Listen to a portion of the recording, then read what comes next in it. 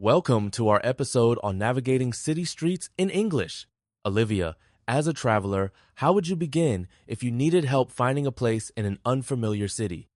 A friendly opener is key. I'd say, "Excuse me, could you help me find this place?"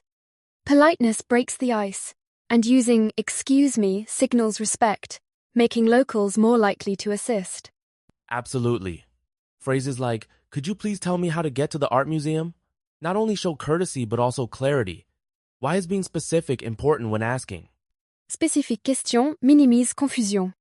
For example, instead of just saying museum, I'd specify art museum on Main Street. This helps the local give precise directions, especially in cities with multiple similar landmarks. Once the conversation starts, giving directions often involves imperatives. Jake, can you explain how these work in English and why they're used? Sure. Imperatives are commands or instructions. In directions, phrases like go straight, turn left, or take the second right are direct and efficient, cutting out unnecessary words for clarity. That makes sense. It's interesting that English often drops the subject you in these sentences. Does that ever confuse non-native speakers? It can, but context usually clarifies the meaning. When someone says cross the street, it's understood as advice to the listener. Practice with these forms builds confidence in both giving and understanding directions. Let's shift to prepositions of place, which are essential for precise navigation. Olivia, how do prepositions like next to or across from help in city settings? They anchor the destination relative to other landmarks. For instance, saying, "The pharmacy is across from the park," provides a visual cue. In busy areas, between the bank and the bookstore narrows it down further.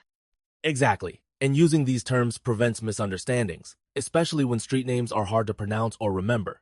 Can you give an example using 3 prepositions? Certainly. The metro station is behind the post office, next to the coffee shop, and across from the parking lot. This paints a mental map for the listener. Strong vocabulary is crucial. Jake, what city words should learners focus on to master giving directions? Key terms include landmarks like museum, pharmacy, and metro station, as well as navigation words such as block, intersection, crosswalk, and traffic light. These are the building blocks for clear instructions. Great points. For travelers, knowing avenue versus street can also be a game changer, right? Absolutely. In some cities, avenues run north-south, while streets go east-west.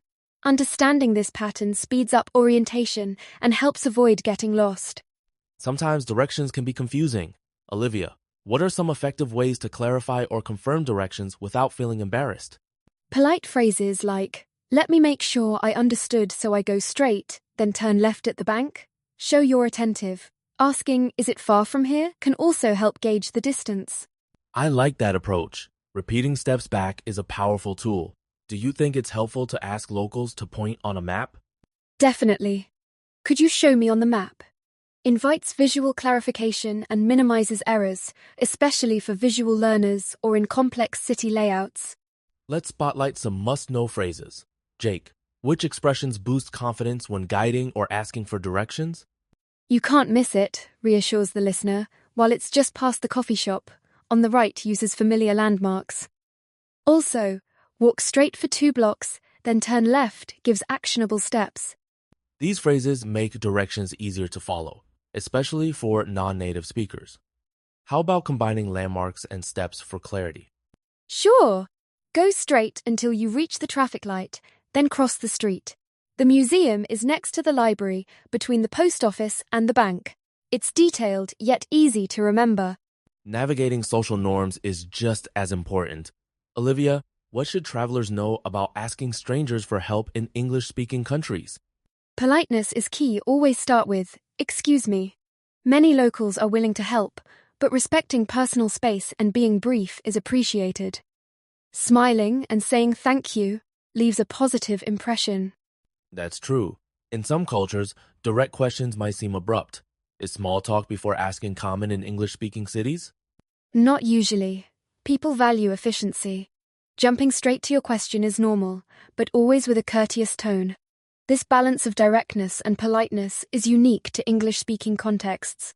Let's model a real-life scenario. Olivia, you're lost and searching for the art museum. Start the exchange with Jake. Excuse me, could you help me find the art museum? Of course. Go straight for 2 blocks, turn left at the pharmacy, then you'll see the museum across from the park. Why is this sequence effective? It's simple and uses clear markers. Breaking directions into steps with familiar landmarks makes them easier to follow, especially when the listener is unfamiliar with street names. Sometimes, directions aren't clear on the first try. Jake, what should someone do if they're still confused after an explanation? Don't hesitate to ask follow-up questions like, did you say the second or third street? Or, is there a sign for the museum? In fact, studies show people retain directions better when they actively engage.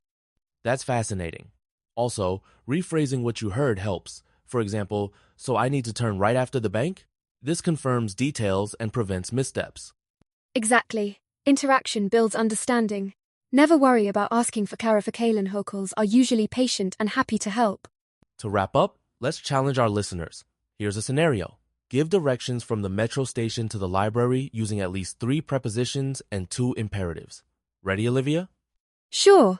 Go straight out of the metro, walk past the coffee shop on your left, then turn right at the intersection. The library is between the bakery and the bookstore, across from the park. Excellent. Listeners, try creating your own directions now. Remember to combine imperatives, prepositions, and landmarks for clear communication. With practice, you'll soon feel confident navigating any city in English. Don't forget to replay this episode and practice aloud for best results.